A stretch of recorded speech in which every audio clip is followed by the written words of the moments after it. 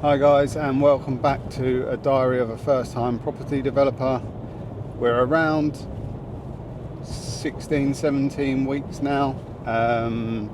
Lost count a bit over Christmas and stuff. So this week we have been to Howden's to start just confirming our kitchen designs, make sure that everything can fit where we want it to.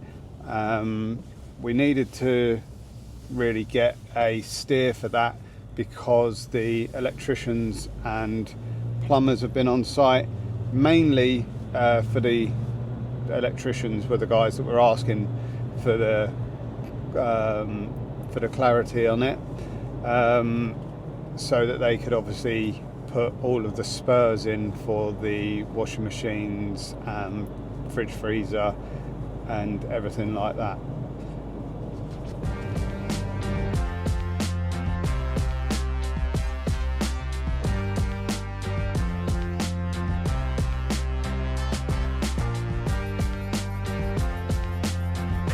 Hi guys, welcome back to a diary of a first time property developer.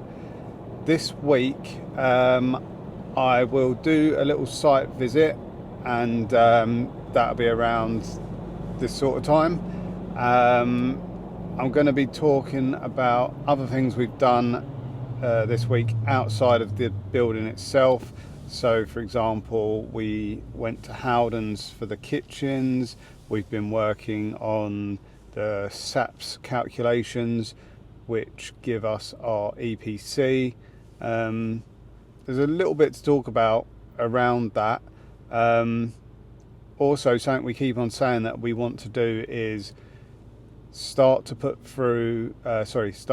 together a method so that on our next build we know what the critical pathways are and what holds us up and what can hold other people up if we haven't made certain decisions. That's really quite a big thing. I'll just give some examples. I'll start with that. So I'll give some examples. So we have done our SAPS calcs, and like I said, that feeds into the EPC certificate. Now that should have probably happened a lot earlier. So for example, we're doing whatever insulation we're doing, we're using the heating system that we're using. All of these things are taken into account for your EPC. So what we should have done was we should have had that all done in the design and sent it straight off and seen what EPC that would give us. We would then have time to change, say for example, do some more insulation or look at a different heating source. And if we'd done that at the beginning, it wouldn't then hold up the build. So for example, we've now done the calculations, and currently it's being rated as a D rating, which it really doesn't make much sense to me, because all new builds are going to go electric. This site is all electric and it's coming up with a D rating. If we fitted a gas boiler, we would be either a very high B, or we could even be into an A rated EPC certificate. So you feel a bit hard done by, you know. I've got to say, the government is asking everyone to go electric. You go electric and now you're being told that you're not very energy efficient. I'm not really sure why this has happened. I mean, they're saying yes, you can be electric, but you could use the new equivalent of night storage heaters, you know, being on an overnight tariff and all that sort of stuff. But yeah, I've never had experience of it, but everyone that has had experience that I've spoken to just says they're a nightmare. It just seems, like I say, it just seems a bit strange that the government want everyone to move to electric, and now we have, you feel like you're being penalised on the other side of the thing, which is the EPC certificate. My thoughts on it are, is the rating because the way that the electricity is generated? So yes, we're electric, but where's the electricity coming from? How's it being generated? If it's being generated by fossil fuels, are we getting penalised for those emissions? These EPC certificates last for say 10 years, so will our EPC improve over time? Because if the government does do a lot more renewables, we wouldn't have to change anything. We'd still be electric, but the electricity coming in would be greener. So over time, will our EPC improve? I don't know. But obviously when you're doing things like this, you don't really want to have to gamble on the future and gamble on what the government's policy or even what they're indicating might be, because you know, if the last 5-10 years is anything to go by, just because they say something today doesn't mean it's going to happen tomorrow. Just another thing on that whole EPC. So our building, as you know, was a office building until we took it over. They had a brand new EPC certificate done in February 2024, probably just preparing for it to be sold. That certificate was for a non-residential building. Now that non-residential building got a B rating. We've now gone in and insulated the walls, insulated the floors, insulated the ceilings. Granted, we've chosen a underfloor heating system for the heating, but we are now getting a D rating. So it just goes to show you that an A-rated office would not transfer over to being an A-rated residential property, which the whole thing about it doesn't really seem to make sense to me. And when I even spoke to a professional that his job is EPC, he said don't try to understand it. There is very little logic to it, which is not ideal, is it, really?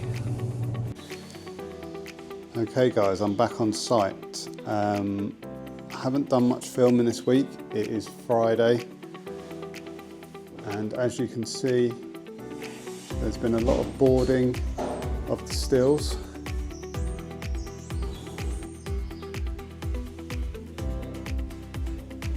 So we've got the double pink, I'm going to try and use the right words for them now. So I think this is called a fire line, gyprock fire line, what they call it. And we also talked about the gaps between the flats where the steel is going through the dividing walls, and this is the result. So what the guys have done, rather than cutting the plaster wall very tight, they have used a different product which is fire resistant and also does everything for the sound that's needed, and then boarded the double fireboard up to that as well. So that should cover us off for everything we need to do. And this is that product. I'm not sure, oh, it's a rock wall, so it's a rock wall product. Looks like very, very dense rock wall, and then it's got an outer skin with a coating on it. And it also comes with, which I'm not sure where it is, it also comes with like a two-part, so it comes with a liquid sealer as well. I'll try and find a piece that, there we go, up there. So you can actually see the rock wall in the hole up there, and I'll go to the other side and I'm sure you'll be able to see some of the sealer. Oh, you can there you go. So that's what it looks like. That's gone off, that's been put into the drawings, and we've sent all the data sheet and everything to building control, and they are happy with that. Also on that steel, you can see that the inner webbing of the steel has been filled with some insulation, and it's a rock wall type of insulation before the boarding, and then underneath I'm not 100% sure, I'm not sure if we're going to put any insulation, but that's definitely double boarded as well. More insulation, so this is the PIR backed plasterboard, and this is going to go on to the inside of any of the outside walls, as you can see. And same again, this steel is one that we put in, but as with all the steels, it's getting the same treatment of the double plasterboard. I'm not 100% sure if this one has got the sound insulation. Oh, it has. There you go. So you've got the sound insulation, and you've also got the rock wall and the two-part system where it goes through the dividing walls. Something that I am going to talk about this week is the EPC certificate. So with that in mind, just look at all of the extra insulation that we're doing. Like I say, we've got the walls insulated, we've got the floors insulated. We have got on the ceiling currently a 19mm board, a 12.5mm board. We're then going to have, I'll have to put it in, I think it's either 150 or 100 mil of more insulation, and then another board underneath that. So just bear that all in mind when I'm talking about the EPC certificate that we have been working on this week. So we're downstairs. I think this is flat 3. If you've watched the videos before, you know that I never know where I am in this building. So that just gives you an idea. That rock wall is in there for sound deadening. Obviously we don't want any sound transfer along the steel. And then after that, like I've said, we encapsulate it with the double fire plasterboard. So as you can also see, this building is pretty much a steel frame, and we've got these steels that run along the top of the windows, and they run the whole way around the building. What the guys have done for us is they closed the bit up, left it over the weekend, and came back and found that because the steel is obviously cold and the inside is warmer, we were getting some condensation. So I can go and show you upstairs. What we have done is we have put Kingspan in there just to stop any sort of cold bridging coming in, because obviously we're hoping to hold this building.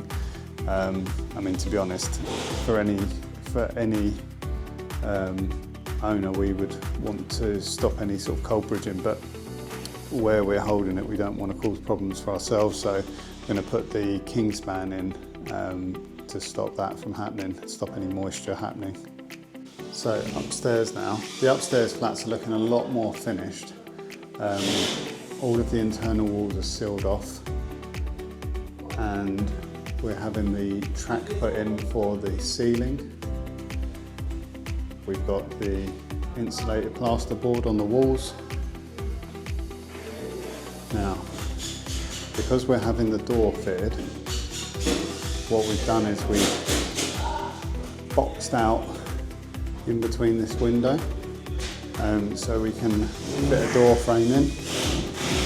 And it's just worked out perfectly. Another thing which was a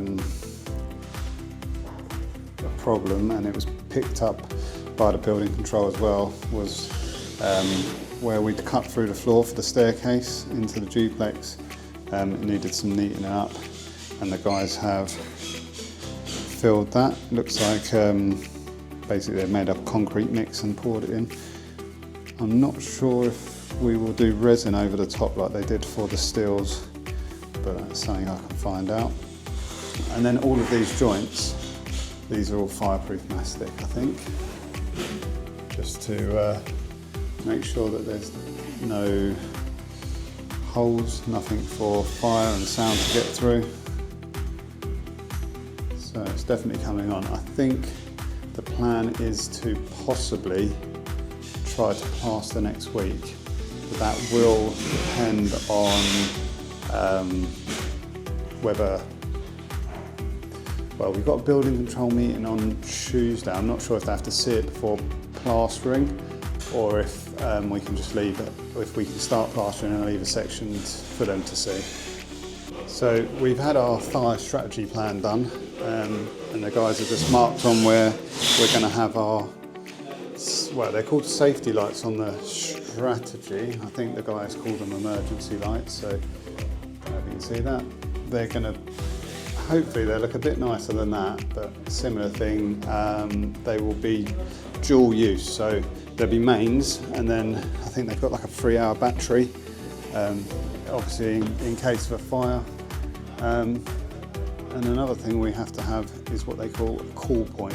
So I think that's like brake in case of emergency sort of situation. So we're saying we're going to have that right at the bottom of the stairs. Really it was there, or on the spine of that wall. Yeah, I don't know. It's hard to know, isn't it? We just don't want it to be somewhere it could get hit. So I think those are the main changes from last week to this week. I did a little bit less of a tour, just we've got a lot of guys in today and I don't want to be getting under their feet. So like I say, this week we also went to Howden's. We gave them our kitchen plans, and they are, they basically gave us the nod and said, yeah, everything that's on there should work, and the unit sizes all work together, the positionings will work. We did have a slight problem in terms of getting the ventilation, so some of the flats are going to have to extract from the hob down and out. Some are able to extract in a more standard way, so through a hood and then straight out.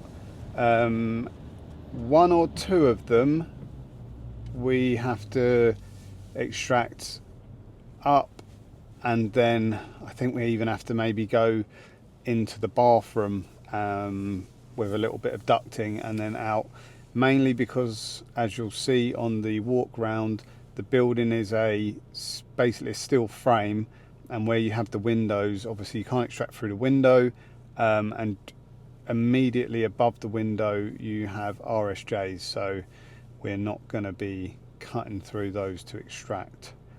But apart from that, I think that it was fairly straightforwards, and we're just waiting on the designs now to come back, and obviously I can share those with you. We've gone for quite a light colour, I think, so we went Howden's, and I think it's called Pebble, possibly. Decided on that one.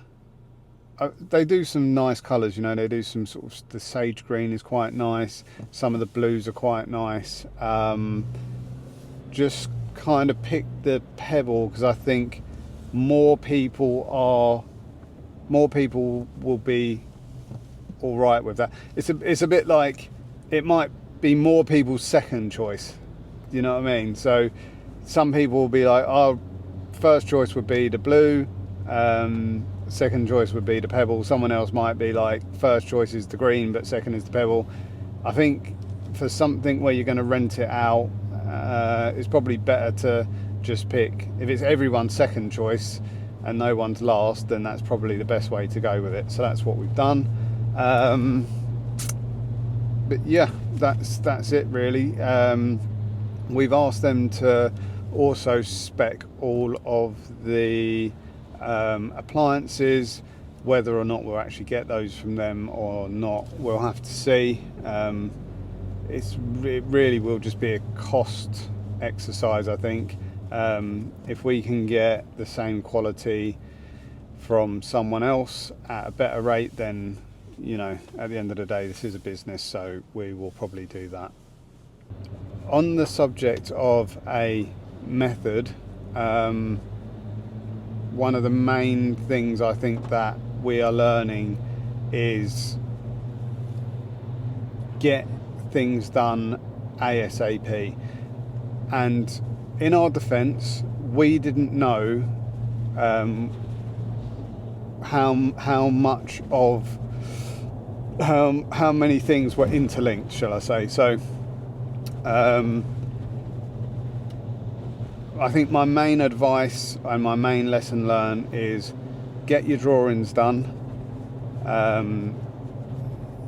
If you need to sort of put a little bit of pressure to make sure you get them nice and early, I think that's just what you've got to do.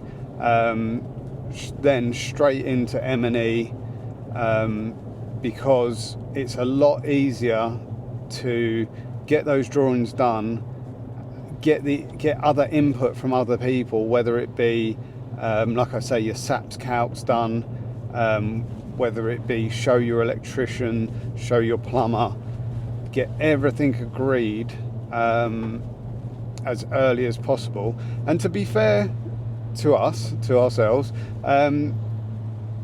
if you look back on the videos, I was saying we're going to get these M&E things, we're going to have a structural engineer, we're going to have the builders there, we're all going to agree everything.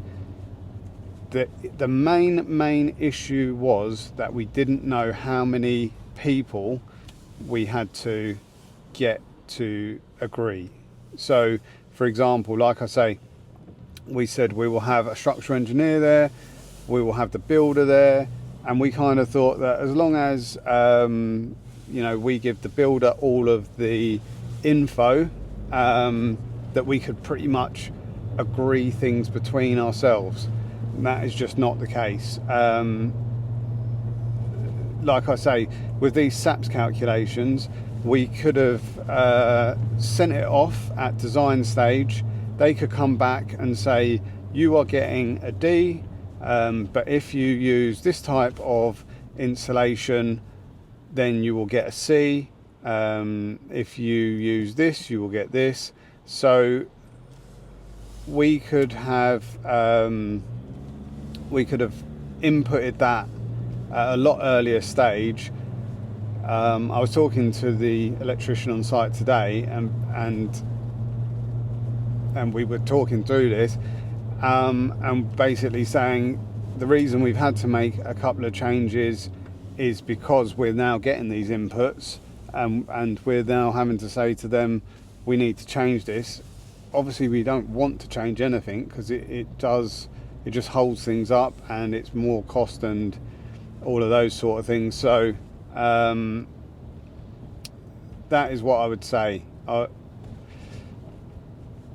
For the videos, what I will do, once we have agreed a method, I'll probably do a standalone video so that I can talk through the method and basically say, in the beginning we thought that there were this many people that needed to have a say in our project, and it turns out that there was this many people, and to get them all to have their say in a timely manner, you need to do this by week X, this by week Y, and hopefully that'll be quite helpful to anyone that's watching. Right, I think that's mainly it. I think a lot of the other stuff from this week will be covered off in the site visit. Also, I'm nearly home, so I'm just wrapping it up anyway. But thanks for watching. If you've got all the way to this point, please consider subscribing, and we will be doing it all again next week.